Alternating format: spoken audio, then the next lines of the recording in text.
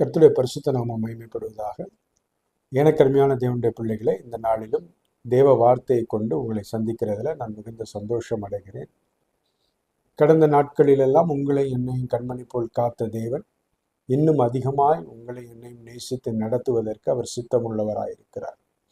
ஒரு நாளும் உங்கள் வாழ்க்கையில் நீங்கள் தோற்று போக மாட்டீங்க. எல்லா நாள்லையும் ஏசப்பா உங்களை என்னை நடத்தி கொண்டிருக்கிறார்.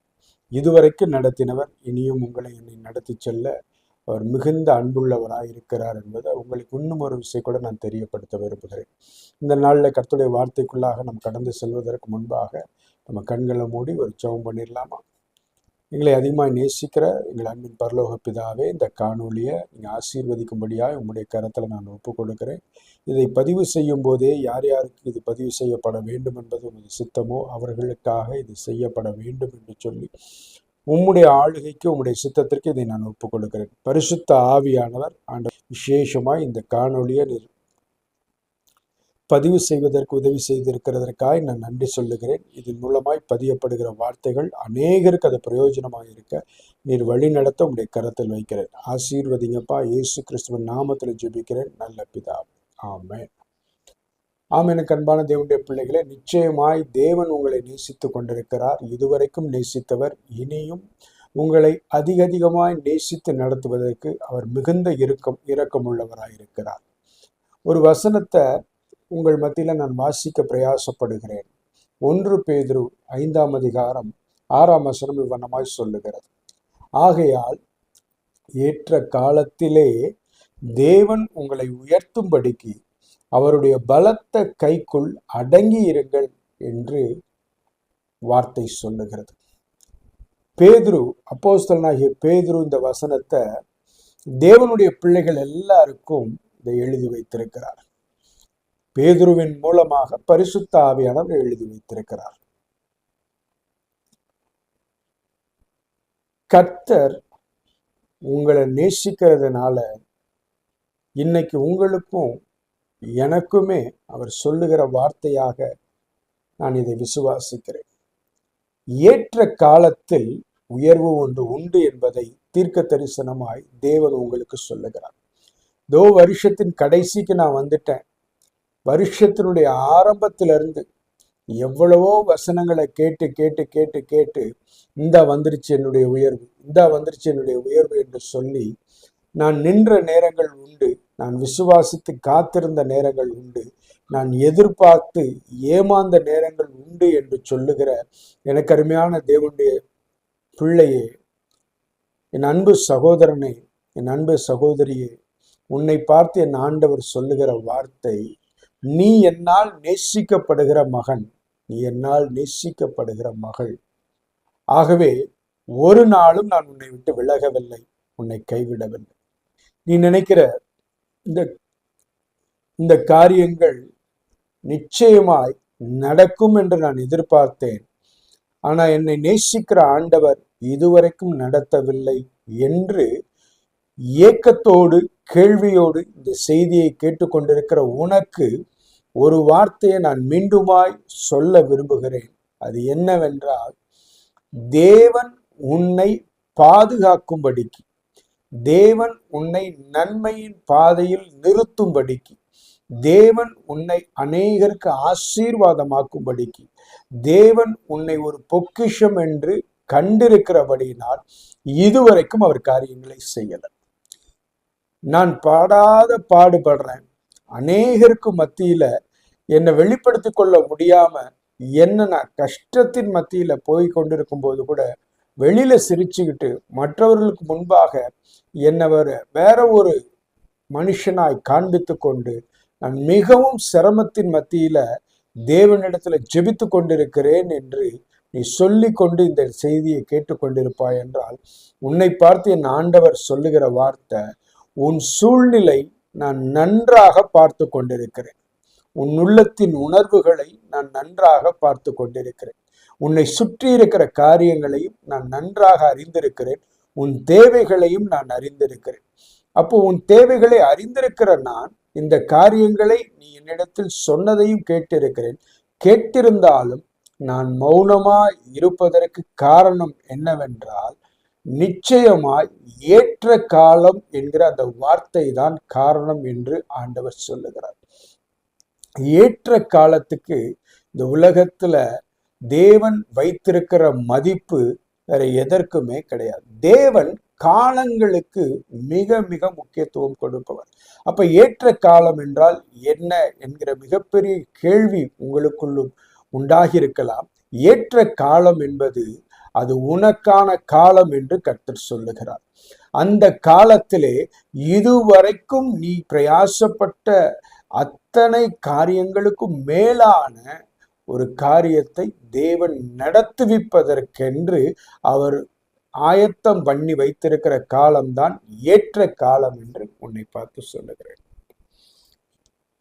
எனக்கு அருமையான தேவனுடைய பிள்ளையே, கர்த்தர் உன்னை நேசித்திருக்கிறபடினால் அவர் உனக்கென்று ஒரு காலத்தை வைத்திருக்கிறார். அந்த காலத்திற்கு அவர் உனக்கு கொடுக்கிற பதில் என்னவென்றால், உனக்கு உணர்த்துகிற காரியம் என்னவென்றால் ஏற்ற காலம் என்று சொல்லுகிறார். இன்னும் அதிகமா சொல்லணும் அப்படின்னா, இந்த ஏற்ற காலம் என்பது நீ பக்குவப்பட்ட காலம் என்பதுதான் இதனுடைய அர்த்தம். சில காரியங்களை உன்னுடைய வாழ்க்கையில நீ ஜெபித்திருக்கிற, சில காரியங்களுக்கு நீ பிரயாசப்படுகிற, நீ கேட்கும் போதே அதை உனக்கு தருகிறவர் என்பதை நீ மறந்து போகாது. எனக்கு ஒரு சம்பவம் ஞாபகம் வருகிறது. ஒரு தகப்பனும் மகனும் ஒரு படகு பிரயாணமாய் போய் கொண்டிருந்தார்களாம். போய்கொண்டிருந்தவர்கள் திடீரென்று ஒரு பெரிய அலை அடிச்சு அந்த படகு கவிழ்ந்த போது 2 பேரும் கடல்ல மூழ்கக்கூடிய ஒரு சூழல் வந்தபோது மிகவும் கடினப்பட்டு தப்பி பக்கத்துல இருந்த ஒரு தீவுல போய் கரை சேர்ந்திருக்கிறார்கள். அந்த தீவுல வேற யாருமே கிடையாது, இந்த தகப்பனும் மகனும் தான் இருக்கிறாங்க. அப்ப இந்த தகப்பனும் மகனும் என்ன செய்யறாங்க அப்படின்னா, நம்ம 2 பேரும் இந்த தீவினுடைய ஒரு மூலையை பிடிச்சுக்கலாம், நீ அந்த எதிர் மூலையில நில்லு, நான் இந்த மூலையில நிக்கிறேன்னு சொல்லி 2 பேருமே ஒரு தீர்மானம் எடுத்து 2 பேரும் ஒரு காரியத்தை செய்யறாங்க. நீ அந்த மூலையில போய் நின்று நீ கடவுளை நோக்கி நீ பிரேயர் பண்ணு, நான் இந்த மூலையில நின்று கடவுளை நோக்கி பிரேயர் பண்றேன்னு சொல்லி தகப்பன் ஆலோசனை கொடுக்கிறார். ஒருவேளை அந்த பக்கம் யாராவது வந்தாங்கன்னா நீ கை காட்டு, இந்த பக்கம் யாராவது வந்தாங்கன்னா நான் கை காட்டி உதவி கேட்கலாம் என்று சொல்லி 2 பேரும் போய் எதிரெதிர் திசையில இருக்கிறாங்க.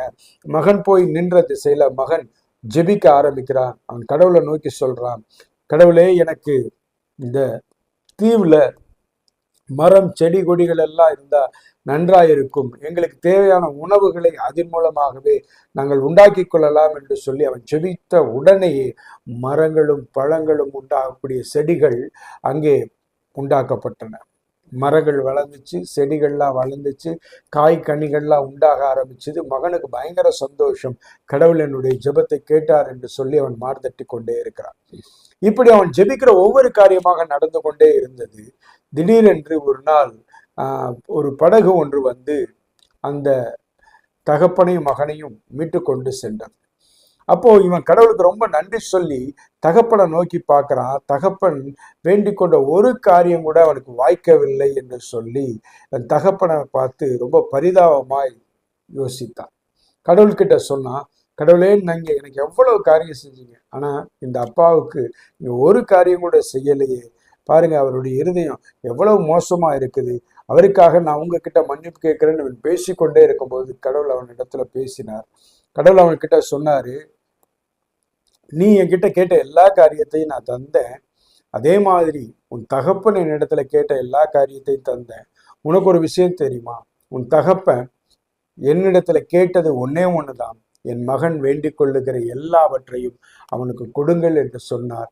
ஆகவேதான் எல்லாவற்றையும் பெற்றுக்கொண்டாய் என்று தகப்பன் அந்த மகனிடத்துல கடவுள் பேசினார். ஆம், என கண்பான உறவுகளே, கர்த்தர் இப்படித்தான் உன்னுடைய வாழ்க்கையிலும் நீ பிரயாசப்பட்டிருக்கிற அத்துணை காரியங்களை வாய்க்க பண்ணுவதற்கு அவர் சித்தமா இருப்பதனுடைய காரணம் என்னவென்றால், உன்னுடைய பிரயாசங்களுக்காக இயேசப்பா சிலுவையில் மரித்திருக்கிறார். உன்னுடைய பிரயாசங்களுக்காக இயேசப்பா ஜெபித்திருக்கிறார். இயேசப்பா நீ கேட்ட காரியங்களை கேட்டு இருக்கிறதுனால நிச்சயமாய் அந்த காரியங்கள் உனக்கு கைகூடும் என்பதில் மாற்று கருத்து இல்லை. ஆனால் அந்த காரியங்கள் கைகூடி வரும்போது நீ ஒரு பக்குவம் இல்லாத நிலைமையில் இருப்பாய் என்றால் அந்த காரியத்தினுடைய மகிமையும் உனக்கு புரியாது, அந்த காரியத்தினுடைய அருமையும் புரியாது. உனக்கு இருக்கிற ஏக்கத்தோடு அந்த காரியத்தை நீ வாங்குவாய். ஆனால் கொஞ்ச நாள்ல அந்த காரியத்தினுடைய வேல்யூ தெரியாம நீ அதை இழந்து போகக்கூடிய ஒரு சுபாவம் உள்ளவனாய் இருப்பாய். அப்ப உனக்கு ஆண்டவர் கொடுக்க விரும்புகிற காரியத்தை அவர் கொடுத்தே தீருவார். ஆனால் எப்போது கொடுப்பார்? அந்த காரியத்தினுடைய மகிமையை உணர்ந்து கொள்ளக்கூடிய பக்குவம் உனக்கு வரும் வரைக்கும் கர்த்தர் உன்னை காத்திருக்க செய்வார். நிச்சயமாய் சொல்லுகிறேன், நீ காத்திருக்கிற காலம் ஒரு நாளும் அது வெட்கத்தை ஏற்படுத்தின காலம் அல்ல, வெட்கத்தை ஏற்படுத்துகிற காலமும் அல்ல. அது நிச்சயமாய் உன்னை பக்குவப்படுத்துகிற காலம். இந்த பக்குவம் அநேகருக்கு மத்தியில் உன்னை நிச்சயமாய் உயர்த்தி நிறுத்தும் என்பதில் எந்த மாற்று கருத்தும் இல்லை. தேவன் உன்னுடைய சுபாவத்தின் மேல் மிகுந்த அக்கறை உள்ளவர். உன்னை எந்த அளவுக்கு நேசிக்கிறார்னா, உன்னை கொண்டு அநேகர் இயேசுவை அறிந்து கொள்ள வேண்டும் என்கிற ஒரு வைராக்கியத்தை உன்மேல் வைத்து, ஒரு உரிமையை உன்மேல் வைத்து அவர் உன்னை நேசித்துக் கொண்டிருக்கிறார். அவர் எதற்காக இந்த காரியங்களுக்கு மத்தியில இந்த மாதிரி ஒரு விஷயத்தை உன்னிடத்துல உருவாக்க விரும்புகிறார் என்றால், நீ கேட்டுக்கொண்ட காரியங்களை அவர் உனக்கு கொடுப்பது மிக மிக எளிது. ஆனால் கர்த்தர் அந்த காரியத்திற்கு பின்பாக உனக்கு வைத்திருக்கிற மகிமை மிக பெரிதா இருக்கிறதுனால அவர் உன்னிடத்துல அந்த மகிமையும் கனத்தையும் பெறுவதற்கு தேவையான ஒரு பக்குவத்தை உனக்கு கொடுக்க விரும்புகிறார். அந்த பக்குவம் உனக்கு மகிமையும் கனத்தையும் மட்டும் கொண்டு வந்து சேர்க்கிறதற்காக மட்டுமல்ல, அதை வைத்து அநேகருக்கு நீ பிரயோஜனமா இருக்க வேண்டும் என்பதற்காக, அநேகருக்கு நீ ஆசீர்வாதமா இருக்க வேண்டும் என்பதற்காக. நீ கேட்டுக்கொண்டது ஒரு டைமென்ஷன், அவர் கொடுக்க விரும்புவது 2 டைமென்ஷன். ரெண்டாவது வகையில அவர் 2 டைமென்ஷன் வகையில் அவர் உனக்கு கொடுக்க விரும்புகிறவராக இருக்கிறார். எப்படின்னா, நீ கேட்டுக்கொண்ட காரியத்தையும் கொடுப்பார், அந்த காரியத்தை பெற்றுக்கொள்ளும் போது ஒரு பக்குவத்தையும் கொடுப்பார். அந்த பக்குவம் என்ன, எதுக்கு நேரா உன்னை நடத்தும்னா, அநேகருக்கு நீ ஆசீர்வாதமா இருக்கும்படிக்கு, அந்த காரியத்தின் மூலமாகவே நீ ஆசீர்வாதமா இருக்கும்படிக்கு தேவன் உன்னை நடத்துவார். இந்த காரியத்தை கொண்டு நீ மட்டும் ஆசீர்வாதமா இருக்க போறதில்லை, உன்னை கொண்டு அநேகருக்கு அவர் ஆசீர்வாதமாய் மாற்றுவதற்காக அவர் உன்னை நடத்துகிறவராய் இருக்கிறார். நிச்சயமாய் உன்னை பார்த்து சொல்லுகிறேன், ஏற்ற காலம் என்று உன்னுடைய வாழ்க்கையில உண்டு. ஏனென்றால் நீ அவருடைய பிள்ளை ஆகும்படிக்கு அதிகாரத்தை பெற்றிருக்கிறாய். அவரை விசுவாசித்திருக்கிறபடினால் நீ அவருடைய பிள்ளை என்கிற அதிகாரத்தை பெற்றிருக்கிறாய். அதிகாரத்தை பெற்றிருக்கிற உனக்கு பரலோகத்துல எப்பயுமே மிகவும் அதிகமான முக்கியத்துவத்தை தேவன் வைத்திருக்கிறார். பரலோகத்தின் முக்கியத்துவத்தை பெற்றிருக்கிறவன் விசுவாசி என்பதை மறந்து போக. நீ தேவனுடைய பிள்ளை என்றால் உனக்கு பரலோகத்திலே முக்கியத்துவம் உண்டு. பரலோகத்துல முக்கியத்துவம் இருக்கிற உனக்கு நிச்சயமாய் காத்திருக்கிற காலங்களும் உண்டு. இந்த காத்திருக்கிற காலத்திலே தேவன் உன்னைக்கு காத்திருக்க செய்வதற்குடைய மிகப்பெரிய காரணம் என்னவென்றால், உன்னை பக்குவப்படுத்த வேண்டும் என்பதற்காக. பக்குவம் அடைந்து நீ அநேகருக்கு ஆசீர்வாதமாய் இருக்க வேண்டும் என்பது தேவ சித்தம். சரி, இந்த காத்திருக்கிற காலத்தில் வசனம் சொல்லுது நான் என்ன செய்ய வேண்டும் என்பது. அவருடைய பலத்த கரத்திற்குள் அடங்கி இருங்கள் என்று சொல்லுது. உன்னை அடக்கி என்று வேதம் சொல்லல. அடங்கி இருங்கள் என்றால் நீ உன்னை கையாள வேண்டும் என்று தேவன் விரும்புகிறார். எப்படி கையாள வேண்டும்? பலத்த கரத்திற்குள் உன்னை வைக்க நீ பழகி கொள்ள வேண்டும் என்று சொல்லுகிறார். பலத்த கரம் என்றால் வேற யாரும் இல்லை, வேற எதுவும் இல்லை, பரிசுத்த ஆவியானவர். பரிசுத்த ஆவியானவருக்குள் உன்னை நீ வைத்துக் கொள்வதுதான் அவருடைய பலத்த கரத்திற்குள் அடங்கி இருப்பது என்று வேதம் சொல்லுகிறது. அப்படி என்றால் பரிசுத்த ஆவியானவரோடு கூட உனக்கு ஒரு உறவு இருக்கும் என்றால், அவர் உன்னோடு கூட பேசுகிற காரியங்கள், அவர் உன்னை நடத்துகிற காரியங்கள், உன்னை ஒவ்வொரு நாளும் அது உன்னை பக்குவப்படுத்தி கொண்டே இருக்கும். நீ வேதத்தை எடுத்து வாசிக்கும் போது, இல்ல நெருக்கடிகளின் மத்தியில, போராட்டத்தின் மத்தியில நீ உட்கார்ந்திருக்கும் போது, நீ செய்ய வேண்டிய காரியம் உன் இருதயத்தை பரிசுத்த ஆவியானவரிடத்துல ஊற்றிவிட வேண்டும். ஒவ்வொரு நாளும் உன் மனசை விட்டு நீ பரிசுத்த ஆவியானவர்கிட்ட பேசும் போதெல்லாம் பரிசுத்த ஆவியானவர் உன்னுடைய சத்தத்தை கேட்டு கேட்டு கேட்டு உன் மனநிலை அறிந்து, உன் சூழ்நிலைகளை அறிந்து, உனக்கு என்ன செய்தால் அந்த சூழ்நிலையை நீ தாண்டி வர முடியும் என்று சொல்லி உனக்கு சில பக்குவங்களை அவர் கொடுத்து கொண்டே இருப்பார். அந்த பக்குவங்கள் தான் உன்னை ஏற்ற காலத்திற்கு நேராக உன்னை நடத்தி கொண்டிருக்கும். ஒவ்வொரு நாளும் உன்னை நீ பரிசுத்த ஆவியானவருக்குள் வைக்க வைக்க வைக்க நீ முன்னேறி கொண்டே இருக்கிறாய். எங்கே முன்னேறி கொண்டிருக்கிறாய் என்றால் உன்னுடைய உயர்வுக்கு நேராக முன்னேறி கொண்டிருக்கிறாய். உன்னுடைய பக்குவமான காலங்களுக்கு நேராக நீ முன்னேறி கொண்டிருக்கிறாய். அந்த பக்குவம் உன்னை சூழ்ந்து கொள்ளும் போது, யோசேப்புக்கு ராஜாவிடத்திலிருந்து அழைப்பு வந்தது போல உனக்கான வாசல் திறக்கப்படுகிறதை நிச்சயமாய் தேவன் அந்த காரியத்தை நடத்துகிறதை நீ அனுபவிப்பாய் என்று இயேசுவின் நாமத்தில் உன்னை பார்த்து சொல்லுகிறேன். நீ இன்று ஒரு நெருக்கடியின் மத்தியில, ஒரு அழுத்தத்தின் மத்தியில நீ அமர்ந்திருக்கலாம். நீ நெருக்கத்தின் மத்தியில அமர்ந்திருந்தாலும், அழுத்தத்தின் மத்தியில அமர்ந்திருந்தாலும், நீ ஒரு சாதாரணமான மனுஷன் அல்ல. நீ தேவனாலே உண்டாக்கப்பட்ட, தேவனுடைய சத்தியத்தின்படி உருவாக்கப்பட்ட தேவ மனுஷன் என்பதில் எந்த மாற்று கருத்தும் இல்லை. ஒண்ணுமே உனக்கு நடக்கலனாலும் என்றோ ஒரு நாள் வாக்கு தத்தத்தை நீ பெற்றிருப்பாய் என்றால், இன்று ஒன்றுமே உன்னுடைய வாழ்க்கையில நீ எதிர்பார்த்த மாதிரி போகலனாலும் ஏற்கனவே தேவன் உனக்கு செய்திருக்கிற நன்மை என்ன சொல்லி இருக்கிறது என்றால், நீ மனுஷனுடைய சித்தத்தின்படி உண்டாக்கப்பட்டவன் அல்ல, நீ தேவனுடைய சித்தத்தின்படி உண்டாக்கப்பட்டிருக்கிறாய். தேவனுடைய சித்தத்தின்படி உண்டாக்கப்பட்டிருக்கிற உன்னை தேவன் காத்திருக்க செய்கிறார். இந்த காத்திருப்பு காலம் என்பது பரிசுத்த ஆவியானவரோடு கூட நீ உறவாடுகிற காலம். நீ அவரிடத்துல உன் இருதயத்தை ஊற்றிவிடுகிற காலம். நீ அவரிடத்துல உன் இருதயத்தை ஊற்றிவிட அவர் உனக்கு ஒரு பதிலை கொடுப்பார். அந்த பதில் உன்னை பக்குவப்படுத்தி கொண்டே இருக்கும். அந்த பதில் உன்னை எல்லாரிடத்திலும் இல்லாத சுபாவங்களுக்கு நேராக உன்னை நடத்தி கொண்டிருக்கும். அந்த சுபாவ மாற்றம் உன்னை ஏற்ற காலத்திலே கொண்டு போய் நிறுத்தும். அந்த ஏற்ற காலத்திலே உனக்கான உயர்வின் வாசலை தேவன் திறந்து உன்னையும் அதை அனுபவிக்க செய்வார். உன்னை கொண்டு அநேகருக்கு அதை ஆசீர்வாதமாகவும் அவர் மாற்றி தருவார். நீ அநேகருக்கு ஆசீர்வாதமாய் இருக்கும்படிக்குத்தான் இத்தனை காலம் நீ காத்திருப்புக்குள் வைக்கப்பட்டிருக்கிறாய் என்பதை நிச்சயமாய் அந்த காலத்திலே நீ புரிந்து கொண்டு கண்ணீரோடு நீ தேவனுக்கு நன்றி சொல்லுவாய். ஏனென்றால் தேவன் உன்னை எவ்வளவாய் நேசித்திருக்கிறார் என்பதை அந்த காரியங்கள் வரும்போது நிச்சயமாய் நீ உணர்வாய் என்று உன்னை பார்த்து இயேசுவின் நாமத்தில் நான் அறிக்கையிடுகிறேன். கர்த்தர் உன் மேல வச்சிருக்கிற திட்டம் அது அசாதாரணமான திட்டம். கர்த்தர் உனக்கு வச்சிருக்கிற பாதை அது ஒருவருடைய இருதயத்திற்கும் தோன்றாத பாதை, ஒருவனுடைய சிந்தைக்கும் புரியாத பாதை. ஏன் அது உனக்கே கூட சில சமயங்கள்ல புரியாது. நான் கேட்கிறத உன்னை கேட்கிறேன், இது நடக்கும்னு நான் நினைக்கிறேன், ஆனா நடக்கிற பாதை வேறையா இருக்குது. நான் என்ன செய்வதென்று தெரியாமல் குழம்பி போகிற பல சூழ்நிலைகளை கடந்து நான் வந்துட்டு இருக்கிறேன். ஆனா உண்மை என்னன்னு எனக்கு புரியலன்ற ஒரு கேள்வியோடு நீ இருப்பாய் என்றால், என் ஆண்டவர் உன்னை பார்த்து சொல்லுவது, இது நான் உன்னோடு கூட சஞ்சரித்து கொண்டிருக்கிற காலம்.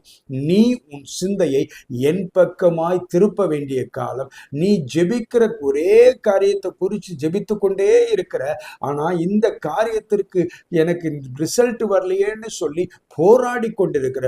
நன்றாய் தெரிந்து கொள், நீ காரியத்திற்கு ஜெபிக்கும் போதே அதற்கான ரிசல்ட்டை நான் ஆயத்தம் பண்ணிட்டேன். ஆனா அந்த ரிசல்ட்டை பெற்றுக்கொள்ள வேண்டிய ஒரு பாதுகாப்பின் வளையம் ஒன்று இருக்கு. அந்த பாதுகாப்பின் வளையம் தான் பக்குவம். அந்த பக்குவத்துக்குள்ள போய் நின்று அந்த ரிசல்ட்டை நீ அனுபவிக்கும் போது நிச்சயமாய் சொல்லுகிறேன், அது உனக்கு 2 மடங்கு சந்தோஷத்தை கொடுக்கும். அநேகருக்கு மத்தியில் அது இரட்டிப்பான மகிழ்ச்சியை உனக்கு கொடுக்கும். அநேகருக்கு மத்தியில் அது இரட்டிப்பான நன்மையாக உனக்கு இருக்கும். அது அநேகருக்கு மத்தியில் அது இரட்டிப்பான ஆசீர்வாதம் என்ற சாட்சியை நீ பகிர்வாய் என்பதுல எந்த மாற்றமும் இல்லை. கர்த்தர் உன்னோடு கூட இருக்கிறார். கர்த்தர் உன்னை தேற்றி நடத்த சித்தமாயிருக்கிறார். கர்த்தர் உன்னோய் கொண்டு செய்கிற காரியங்கள் பயங்கரமா இருக்க போகிறது. இதோ உன்னுடைய ஏற்ற காலத்திற்கு நீ ஆயத்தமாகி கொண்டிருக்கிறாய். ஒரு நாள் கூட நீ காத்திருந்த நாள் விரயமான நாள் இல்லை. ஒரு நாள் கூட அது அற்பமான நாள் இல்லை. உன்னை பார்த்து சொல்லுகிறேன், உனக்கு ஒரு உயர்வு இருக்கிறது. உனக்கு ஒரு உயர்வான வாசல் இருக்கிறது. உனக்கு ஒரு உயர்வான சிங்காசனம் இருக்கிறது. உனக்கு ஒரு உயர்வான ஒரு ஒரு போற்றுதலுக்குரிய ஒரு காலம் இருக்கிறது. நிச்சயமாய் சொல்லுகிறேன், இது மனிதனுடைய கரத்திலிருந்து வரப்போவதில்லை, தேவனுடைய கரத்திலிருந்து வரப்போகிறது. தேவன் உன்னை நேசிக்கிறபடினால் உன்னை அந்த காலத்திற்கு அவர் புடமிட்டு கொண்டிருக்கிறார். தேவன் உன்னை குறித்து தீர்க்க தரிசனங்களை உரைத்திருக்கிறபடினால் நிச்சயமாய் சொல்லுகிறேன், அந்த காரியங்கள் நிறைவேறும்படிக்கு அவர் உன்னை பக்குவப்படுத்தி கொண்டிருக்கிறார். இது விரயத்தின் காலம் அல்ல, இது பக்குவத்தின் காலம். நிச்சயமாய் உன்னை பார்த்து சொல்லுகிறேன், கர்த்தர் உன்னோடு கூட இருந்து செய்யும் காரியம் அது பயங்கரமாய் இருக்கும் என்று அவர் ஏற்கனவே உனக்கு சொன்ன அந்த வார்த்தை நிறைவேறுதலுக்கு நேராக தேவன் உன்னை உருவாக்கி கொண்டிருக்கிறார். நிச்சயமாய் அந்த காலத்தை உலகம் காணும் என்று இயேசுவின் நாமத்தில் நான் உன்னை பார்த்து அறிவிக்கிறேன். கர்த்தர் மகிமையான காரியங்களை உனக்கு வாக்கு பண்ணியிருக்கிறார். மகிமையான காரியங்களை அவர் உனக்கு இதுவரைக்கும் உருவாக்கி இருக்கிறார். அவர் உருவாக்கின பாதையில் உன்னை இப்போது மெருகேற்றி கொண்டிருக்கிறார். உன்னை மெருகேற்ற மெருகேற்ற மெருகேற்ற மெருகேற்ற நீ பக்குவம் அடைந்து கொண்டே இருக்கிறார். இது விரயத்தின் காலம் அல்ல. தேவனை நேசிக்கிற என் தேவனுடைய பிள்ளையே, தேவனால் நேசிக்கப்படுகிற என் தேவனுடைய பிள்ளையே, தேவன் நிச்சயமாய் உன்னக்கான பாதையில உன்னை இப்போது உருவாக்கி கொண்டிருக்கிறார். இந்த காலகட்டத்தில் நீ சோர்ந்து போகாதபடிக்கு, இந்த காலகட்டத்தில் நீ துவண்டு போகாதபடிக்கு எனக்காக பரிந்து பேசுகிற என் இயேசு எனக்காக ஏற்கனவே பரிந்து பேசிவிட்டபடினால் நிச்சயமாய் இந்த காரியங்களை நான் சுதந்திரிப்பேன் என்கிற தைரியத்தோடு விசுவாசத்தோடு நான் அசாதாரணமாய் தேவனால் உண்டாக்கப்பட்டிருக்கிறபடினால் நிச்சயமாய் இந்த காலத்தை தாண்டி நான் காத்திருப்பேன். தேவன் எனக்கான வாசலை நிச்சயமாய் திறப்பார் என்கிற விசுவாசத்தோடு நீ முன்னேறி செல். கர்த்தர் உன்னை அதிசயங்களை காண பண்ணுவார் என்று இயேசுவின் நாமத்தில் நான் உன்னை பார்த்து அறிவிக்கிறேன். ஆம், எனக்கு அன்பான தேவனுடைய பிள்ளையே, கர்த்தருடைய பார்வையில நீ விலை மதிப்பு மிக்கவன் என்பதை மறந்து போகாது. சம்டைம்ஸ் எதுவுமே கேட்காம சோர்ந்து போகக்கூடிய ஒரு சூழ்நிலை இருக்கும். ஜெபிப்போம், வேத வாசிப்போம், வேதத்தின் மூலமாக கர்த்தர் பேசுவார். இருந்தாலும் நம்ம எதிர்பார்த்திருக்கிற காரியம், நம்ம தேவனிடத்துல கேட்டிருக்கிற காரியம் நமக்கு நடக்கலைங்கிறதுனால நம்ம சோர்ந்து போவோம். இப்படிப்பட்ட சோர்வும் அழுத்தமும் அதிகமா யாருக்கு இருக்கும்னா, யாருக்கு விடுதலை சமீபமா இருக்கிறதோ அவர்களுக்கு பிசாசு கொடுக்கும். ஒருவேளை உன்னுடைய அழுத்தம் ரொம்ப உச்சத்துல இருக்குது, யாருக்கிட்ட சொன்னாலும் எனக்கு தீர்வு இல்லை அப்படிங்கிற ஒரு மனநிலையும் உனக்கு சேர்ந்து வருது அப்படின்னா, நீ பிசாசினுடைய உச்சக்கட்ட அழுத்தத்தின் மத்தியில் அமர்ந்திருக்கிறாய் என்பதை மறந்து போகாதே. ஏன் அப்படிப்பட்ட உச்சக்கட்ட அழுத்தம்னா, உன்னுடைய விடுதலை சமீபமாயிருக்கிறது. இன்னும் கொஞ்ச காலத்துல அந்த விடுதலை நீ பார்க்க போற. இந்த அழுத்தங்கள் எல்லாத்தையும் தட்டி விட்டுட்டு, இந்த நெகட்டிவ் தாட்ஸ் எல்லாத்தையும் தூர போட்டுட்டு, கர்த்தர் எனக்காக யாவையும் செய்து முடிப்பார் என்கிற வார்த்தையை அறிக்கை பண்ணி நீ அமர்ந்திரு. உனக்கான வாசல் திறக்கப்படுகிறதை ஊர் காணும். உனக்கான வாசல் திறக்கப்படுகிறதை உன் உறவுகள் காணும். உனக்கான வாசல் திறக்கப்படுகிறதை உன் நண்பர்கள் காண்பார்கள். உனக்கான வாசல் திறக்கப்படுகிறதை உன் ஆவிக்குரிய உறவுகள் எல்லாரும் காண்பார்கள். எல்லாருக்கும் மேலாக தேவன் உன்னை நேசித்திருக்கிறார் என்பதை அநேகர் காண்பார்கள் என்பதில் மாற்று கருத்து. எனக்கு அருமையான தேவனுடைய பிள்ளை, கர்த்தர் உன்னை குறித்து எழுதின திட்டங்கள் அது பயங்கரமான திட்டங்கள். அது நிச்சயமாய் நிறைவேறும். கர்த்தர் உன்னை குறித்து வைத்திருக்கிற சித்தங்கள், அது அநேகருடைய இருதயத்தில் தோன்றாத காரியங்கள். இந்த பூமிக்கே அது புதியவைகள். நிச்சயமாய் அது இந்த உலகம் காணும் என்று இயேசுவின் நாமத்தில் உன்னை பார்த்து அறிக்கை செய்கிறேன். Because you are special in the sight of God. நீ தேவனுடைய பார்வையில் ஸ்பெஷல். ஏன்னா அவர் உன்னை நேசிக்கிறதே ஸ்பெஷல். ஸ்பெஷலாக நேசிக்கிறார், ஸ்பெஷலாக உண்டாக்கி இருக்கிறார், ஸ்பெஷலாக காத்திருக்க வைத்திருக்கிறார்.